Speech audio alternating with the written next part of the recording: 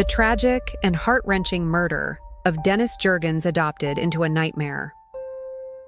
A blind man could tell this was homicide. That's what Detective Greg Kindle, a specialist in child abuse crimes, thought when he was handed the file on the death of Dennis Jurgens, some 2 decades after the fact. Jurgens had been a ward of the state, given up for adoption by his 17-year-old mother, Jerry Sherwood, herself also a ward of the state, in 1961. Sherwood later said that she felt pressured by authorities to give her first child up for adoption. She felt she had no choice. They told me they would take my baby to people who could give him all that I couldn't, Barry Siegel wrote in the Los Angeles Times in February of 1988, paraphrasing Sherwood's thought process. Well, they were right. I could never have given him death. The Jurgens adopt little Dennis and Abel to have children of their own. Lois and Harold Jurgens took in several adoptive children over the years. Dennis wasn't even their first. When he came to live with them, he already had an older brother, Robert. On Palm Sunday in 1965, a local doctor responded to a call from Harold Jurgens who said, "I think my son is dying." When Dr. Peterson arrived, he found a 3-year-old's body already dead and covered in bruises. The cause of death proved to be peritonitis from a ruptured bowel. But how the bowel had ruptured and where the bruises came from was never pursued. Neighbors were told that Dennis had fallen down the basement stairs, and on his death certificate, where words like homicide or accident should have gone, authorities simply wrote, deferred. Lois and Harold Jurgens. Unable to have children of their own, Lois and Harold Jurgens took in several adoptive children over the years. Dennis wasn't even their first. When he came to live with them, he already had an older brother, Robert. On Palm Sunday in 1965, a local doctor responded to a call from Harold Jurgens who said, "I think my son is dying." When Dr. Peterson arrived, he found a 3-year-old's body, already dead and covered in bruises. The cause of death proved to be peritonitis from a ruptured bowel. But how the bowel had ruptured and where the bruises came from was never pursued. Neighbors were told that Dennis had fallen down the basement stairs, and on his death certificate, where words like homicide or accident should have gone, authorities simply wrote deferred. Child abuse, not yet in the common vernacular.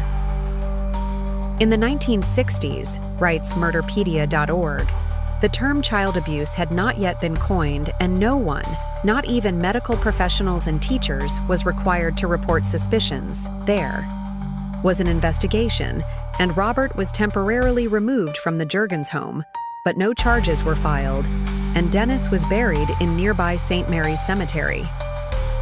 Within just a few years, Robert was returned to the Jurgens household, and he wasn't alone for long. In 1972, the Jurgenses were allowed to adopt 4 more children, 3 brothers and a sister, all hailing from Kentucky. While social workers raised red flags, a child had, after all, died in the Jurgens' care, they were overruled. The Jurgenses had hired new lawyers. They had been cleared by psychiatrists, and they had a letter of support from their pastor. Leaving aside the tragic death of Dennis Jurgens, the Jurgenses seemed like exactly what authorities were looking for in an adoptive family. They were devout Catholics, financially stable, and Lois Jurgens' brother was the police lieutenant in the town of White Bear Lake, Minnesota, where the couple lived at the time of Dennis Jurgens' death. Furthermore, the Jurgens had been charged with no crime in relation to the death of the child, so authorities could find no reason to prevent them from adopting more children. The respectable facade disguised a nightmare. The conditions that those children would later describe were nightmarish, force-feeding, holding heads under running water. According to Robert, however, it was Dennis who received the worst of his adoptive mother's violence. Testimony from neighbors and family members said that as early as 2 years of age, Dennis appeared in public wearing sunglasses to hide black eyes. It was said that Lois Jurgens tied him to his crib or bed to keep him there. By the time he was 2 years old, Robert was able to flawlessly recite the rosary. When Dennis did not learn as quickly, she forced him to kneel on a broomstick and practice until he had it down. Jerry Sherwood looks for her son, only to be horrified. Ultimately, it was the tenacity of Dennis's birth mother that put an end to the abuses of Lois Jurgens, though by then, Dennis himself had long been in his untimely grave. In 1980, Jerry Sherwood called the Ramsey County Welfare Department, trying to find out what had happened to her child. Her reply came 6 weeks later in a devastatingly terse letter. "We are sorry to inform you that your son died on April 11, 1965. 1980, Dennis should have been 18 years old. Instead, he had been gone for more than a decade." Jerry Sherwood was devastated, and she felt she had to learn more. It was during a trip to Dennis's gravesite in St. Mary's Cemetery that the truth came crashing in on her. There, in the cemetery's record book, she found a brief newspaper item from the day after his death. It said that the child had died of a ruptured bowel and that the body bore multiple injuries and bruises. "My God," she said aloud. "They beat my baby to death." Sherwood pushes to reopen the case. Following this discovery, Sherwood pushed for the case to be reopened. A lot had changed since 1965, after all, and the biggest change was in the ways that authorities recognized and responded to child abuse. In 1962, a landmark paper had been published in the Journal of the American Medical Association. Titled The Battered Child Syndrome, the study began a nationwide shift in how child abuse cases were diagnosed and treated. But the shift hadn't happened in time for Dennis Jurgens.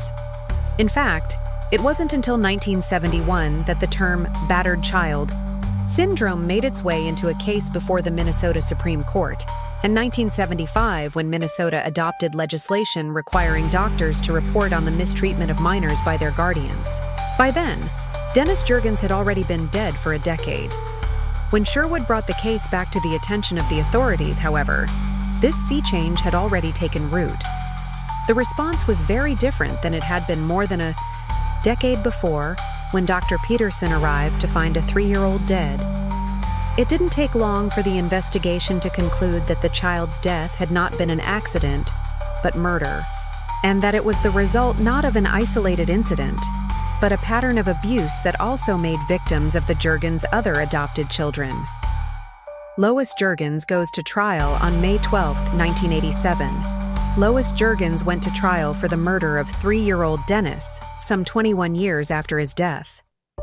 In an avalanche of damning evidence and harrowing testimony, including from Dennis's older brother Robert, who, alone among the Jurgens children, had stayed close with his adoptive parents over the years, Lois Jurgens was found guilty of third-degree murder and sentenced to up to 25 years in prison. She served considerably less than that. In 1995, after spending just 8 years behind bars, she was paroled. Her husband, Harold, died in 2000.